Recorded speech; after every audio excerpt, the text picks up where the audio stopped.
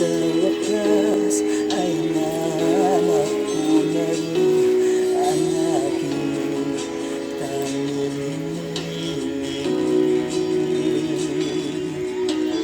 Pangako sa'yo na ika'y uuuna, kinatindi na itatanggi